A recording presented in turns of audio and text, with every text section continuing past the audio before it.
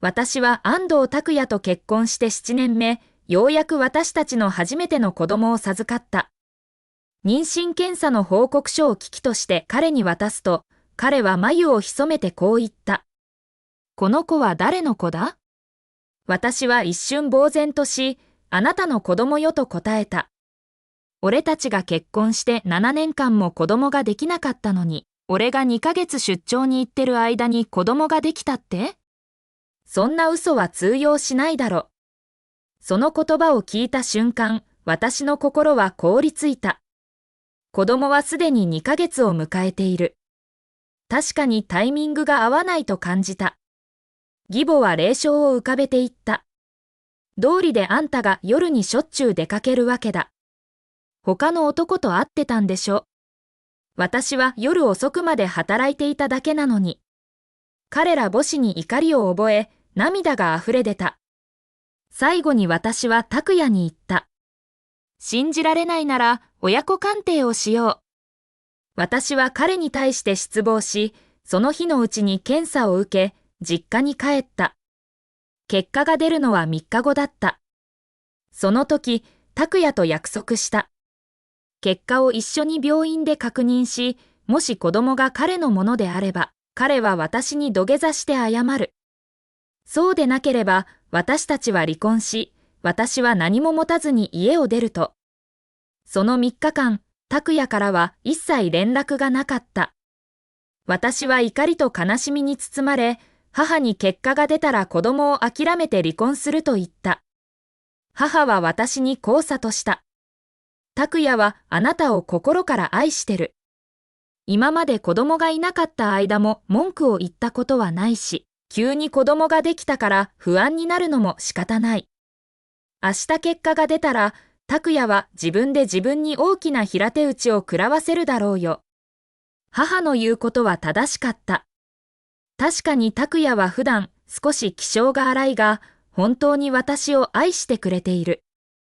私は母の言葉を信じ、彼にもう一度チャンスを与えることにした。結果確認の日、私は寝坊してしまった。出かけようと準備していたところ、玄関のベルが鳴った。ドアを開けると、拓也がそこに立っていた。彼が結果を見て、謝罪しに来たのかと思った。拓也、結果見たの？私は決して。言い終わらないうちに、拓也は私に平手打ちを食らわせた。彼の力は強く、その一撃で目の前が真っ暗になり、口の中から血がにじみ、耳鳴りがした。私は顔を上げ、信じられない思いで彼を見つめた。拓也、あなたどうかしてるわよ。バン。もう一発の平手打ち。私は数歩後ろに下がり、倒れそうになりながらテーブルにぶつかり、その音が部屋中に響いた。その音を聞いて、寝室にいた母が飛び出してきた。彼女は叫びながら私を抱き起こした。拓也。なんで彼女を殴るのよ？殴られて当然だ。拓也は目を真っ赤にして、テーブルにあったティッシュボックスを私に投げつけた。菅原遥、貴様、浮気して、他の男の子を育てさせようとしたな。今日こそお前を殺してやる。ティッシュボックスが飛んでくるのを見て、私は母と共に急いで避けた。拓也の言葉が何を意味しているのか？まさか検査結果が彼の子供ではなかったということか？私は言った。私は一度も他の男と関係を持ったことはない。きっと何かの誤解だ。誤解？安藤拓也は歯を食いしばりながらスマホを取り出し、画面を私に投げつけてきた。証拠は揃ってる。何が誤解だ？第2話。私は拓也のスマホを拾い上げて画面を確認した。そこには彼と山田海人の妻とのメッセージの履歴が映っていた。海人は拓也の大学の同級生で、私も彼の妻とは何度か会っているため、友達と言える間柄だ。メッセージには、彼女が拓也に遥が海人と関係を持っていると伝えていた。最初、拓也は信じていなかったが、彼女が1枚の写真を送ると、彼の表情は変わった。それは一枚の下着の写真だった。その下着は私には見覚えがあった。拓也が出張に行く前の夜、私が履いていたものだった。私はすぐに誤解だと思い、慌てて説明した。拓也、これは私のじゃないわ。しかし、その言葉を聞いた拓也は、さらに怒りをあらわにした。彼は私のスマホを奪い、画面を操作した後、私の髪をつかみ、スマホを私の目の前に押し付けた。お前、よく見ろよ。これはお前のじゃなければ、誰のだ？見ると、別の写真が写っていた。その下着の片側には、拓也専用と刺繍されていた。私の頭の中が一瞬で真っ白になり、顔から血の気が引いた。そんなはずないわ。この下着、見せた後にゴミ箱に捨てたのに、どうして？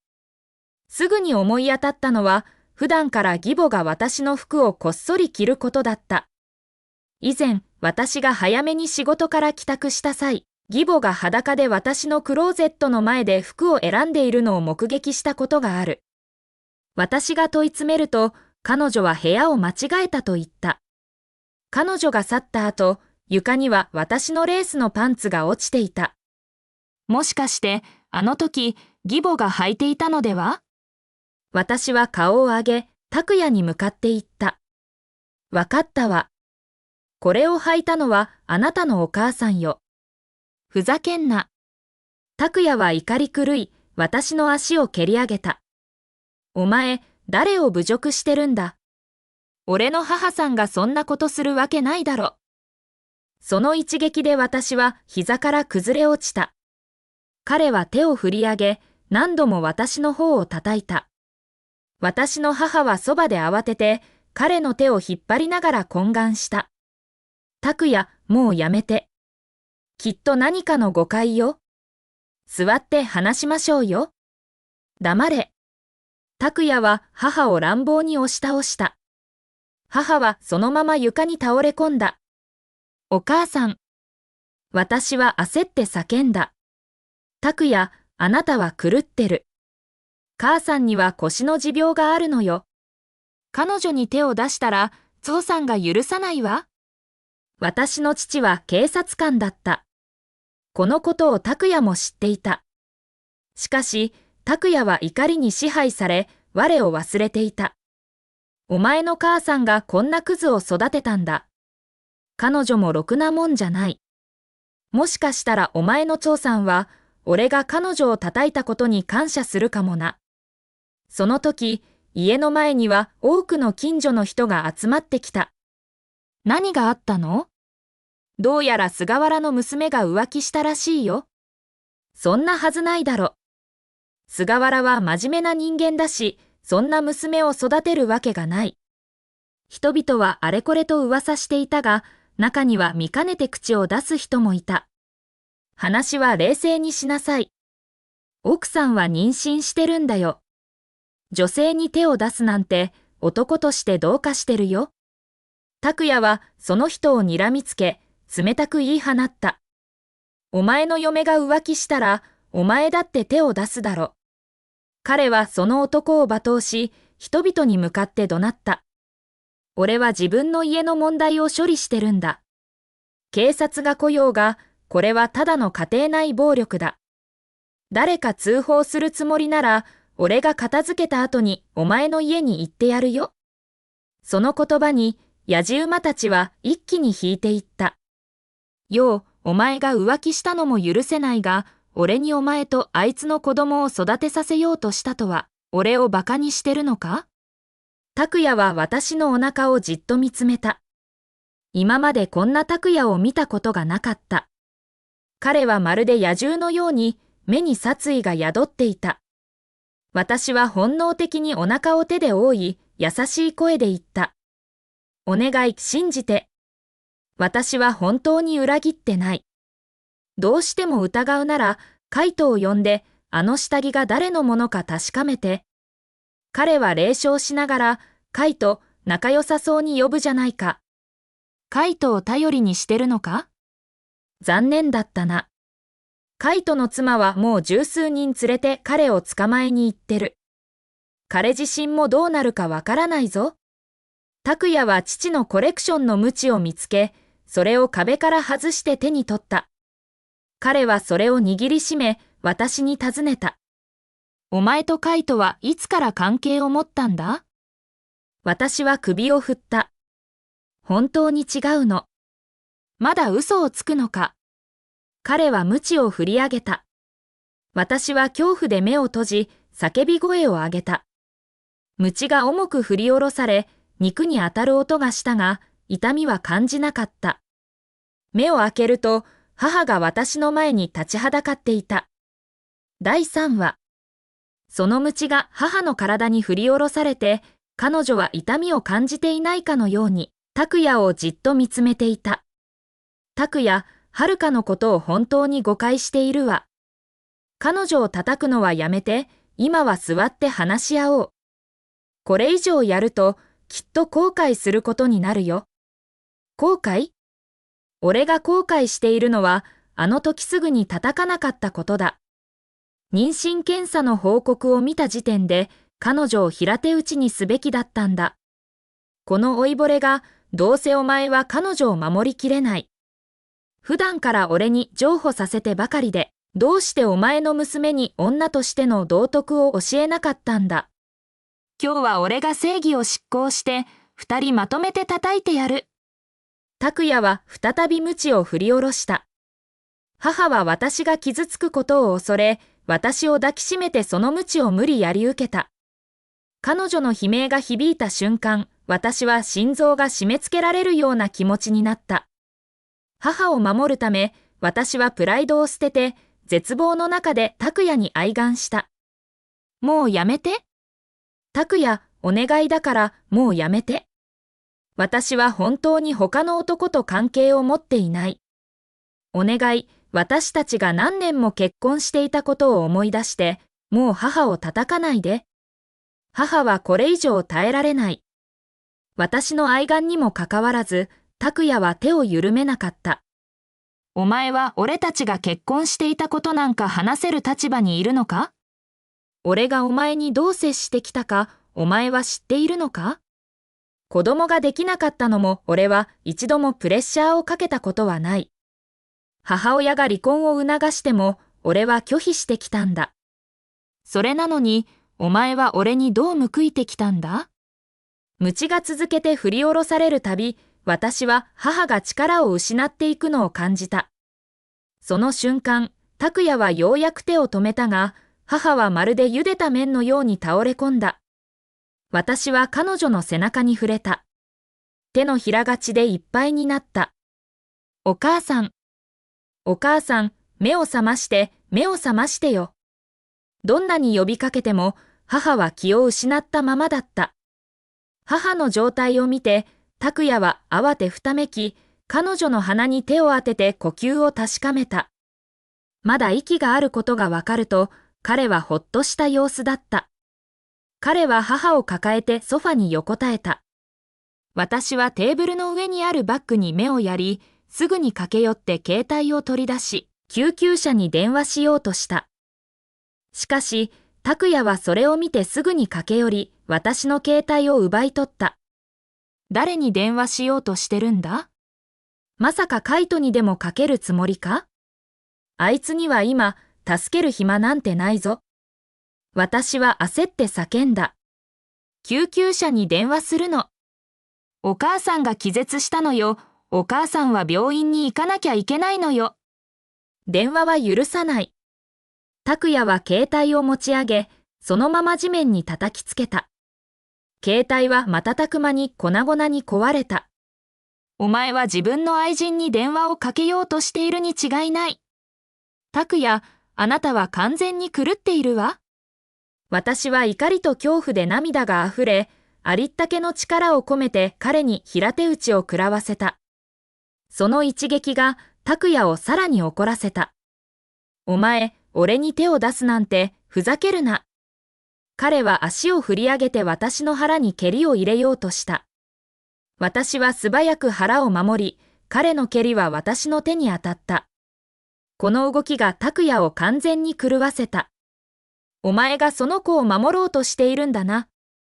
俺はこんなにお前を愛しているのに、最後には他の男の子を必死に守るとはな。拓也は私の手を容赦なく蹴り続け、私の手はほとんど折れそうになった。もうやめろ。これ以上叩くな。外で近所の人が声をかけてきた。そんなことしてたら大変なことになるぞ。しかし拓也はテーブルの上の灰皿をつかみ、それをその人に向かって投げつけた。この野郎、余計なことに口を挟むんじゃねえ。ここに住む近所の人たちは高齢者ばかりだった。拓也が完全に切れている様子を見てみんな逃げ出した。拓也は再び私に向き直り、蹴り続けた。よう、お前が他の男と関係を持つならまだしも、カイトと一緒になるなんて、俺がどれほどあいつを嫌っているか知っているだろ。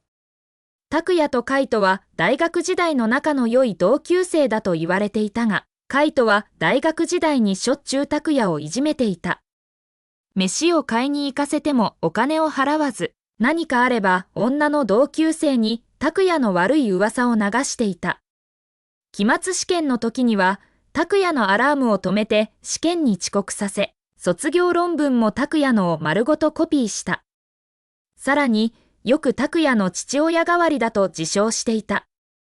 拓也は父親を幼い頃に亡くしており、その呼び方に対しては敏感だった。何度もカイトに注意していたが、カイトは改めることはなかった。二人は卒業の日に大喧嘩をした。誰も予想しなかったが、卒業して3年後、カイトは拓也の上司になっていた。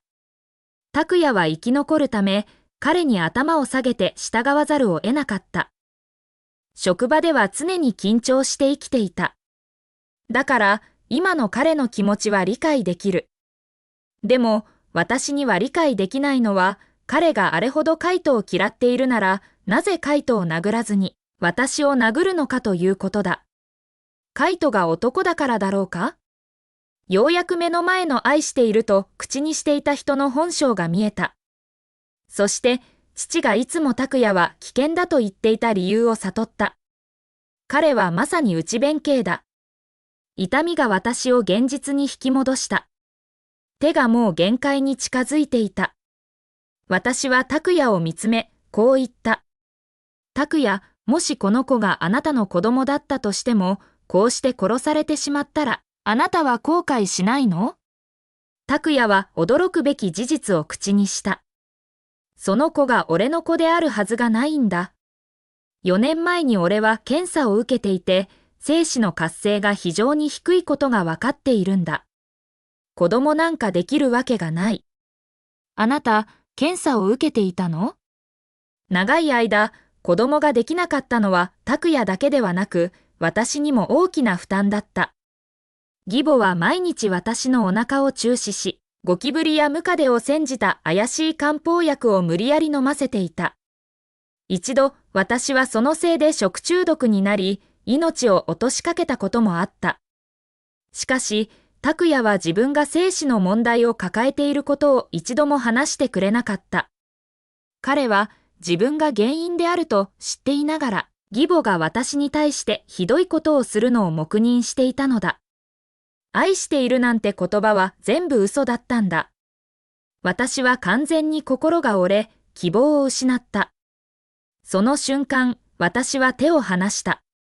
そして彼は容赦なく私の腹を蹴り飛ばした。鋭い痛みが走り、同時に温かい感覚が下半身を流れていくのを感じた。その時、拓也の携帯が鳴り響いた。彼が電話を取ると、それは鑑定センターからの連絡だった。安藤さん、結果が出ました。はるかさんのお腹の中の子供は、確かにあなたの子供です。